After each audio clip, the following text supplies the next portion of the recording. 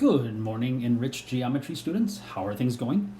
Here we are doing some trigonometry, but this time with a calculator. So we'll see if we can figure this out. Okay, here we go.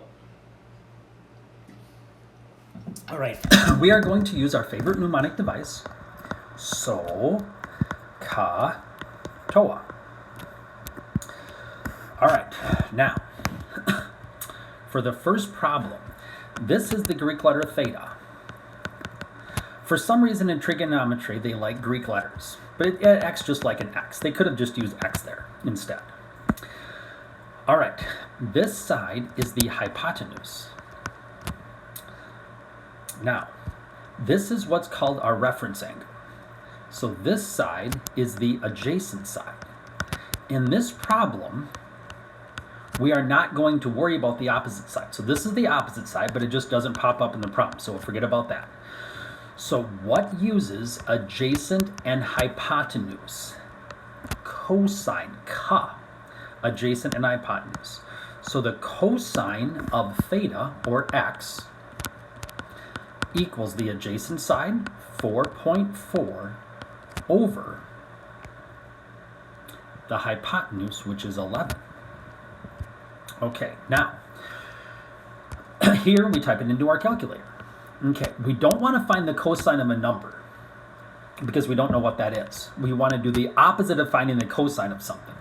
So on our calculator, we're going to hit either the inverse button or the second button. So we're going to hit second, and then cosine, and then 4.4 divided by 11. And that should do it for us.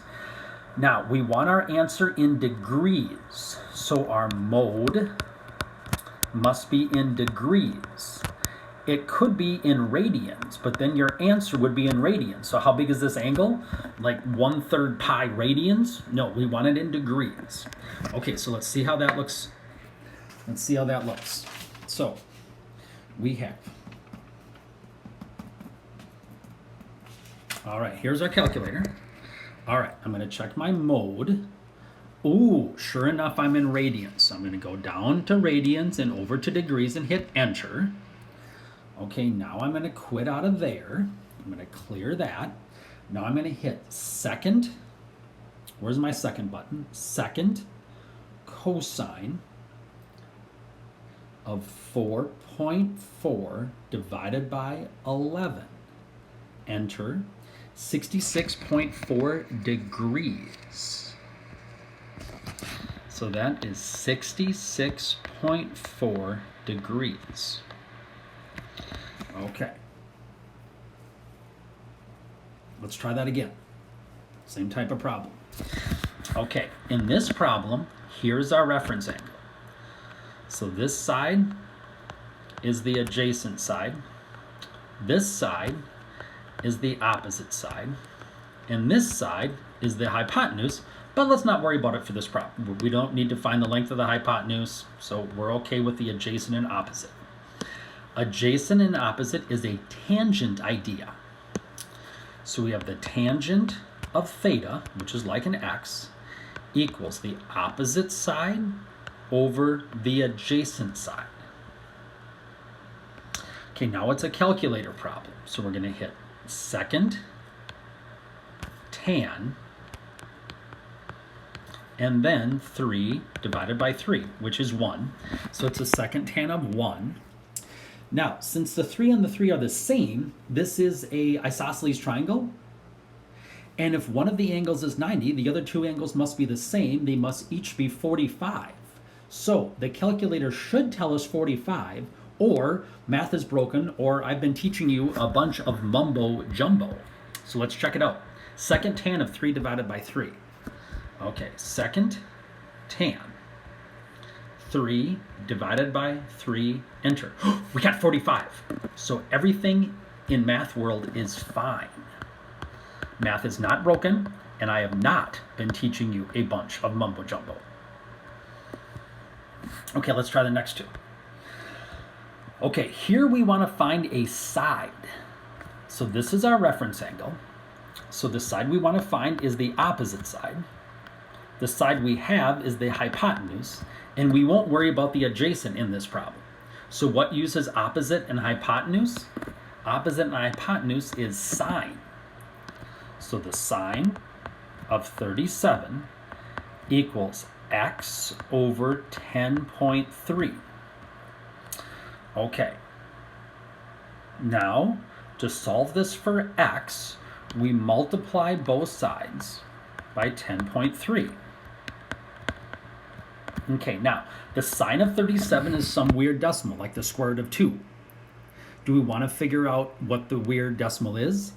Yes. We want to use a calculator and get a decimal approximation, not an exact answer. Whoops, I didn't mean to do that.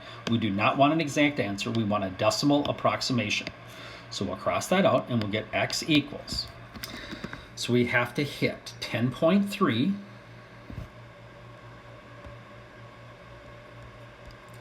times the sine of 37. Now this time we want to know what the sine of 37 is. Actually, we're not going to ever see it. We're going to take that weird decimal, multiply it by 10.3, and that 6.19 would round up to 6.2.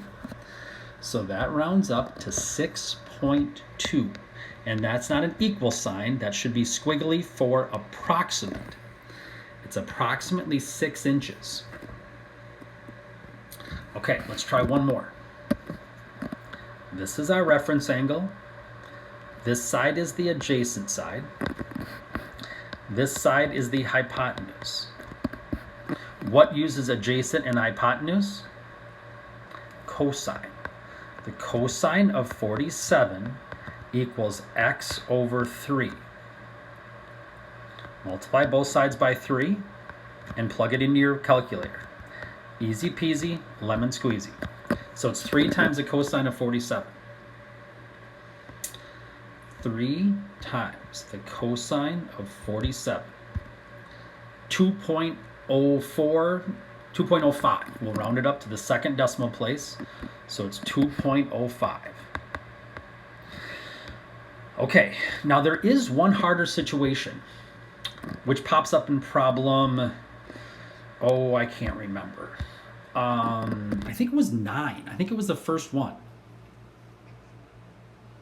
Okay, so we're going to have to go back to number 9, or go down to number 9, okay? Because this one should have been in your notes, but it wasn't. Okay, this side is the adjacent. That side is the hypotenuse. Adjacent and hypotenuse is a cosine.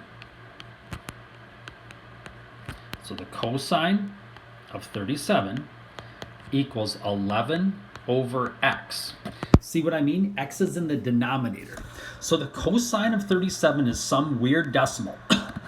Okay? So I'm trying to explain. So if you have like 8 equals 12 over x. So cosine of 37 is a weird decimal, not 8, but it's the situation that I'm talking about. How in the world do you solve this problem where x is in the denominator? The first thing I would do is multiply both sides by x to get it out of the denominator.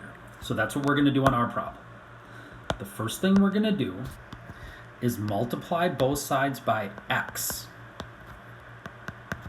Now we get x cosine of 37 equals 11. Now to get the x by itself, we want to divide both sides by the cosine of 37. So now we have to type into our calculator 11 divided by the cosine of 37. 11 divided by the cosine of 37. 13.77 or 13.8, rounded either to 1 or 2 decimal places. I'm not that picky. 13.77 or 13.8. And that is approximately, if you don't put approximately, I mean, I won't count it wrong, but I'm just emphasizing that we did not get an exact answer. All right, that should do it.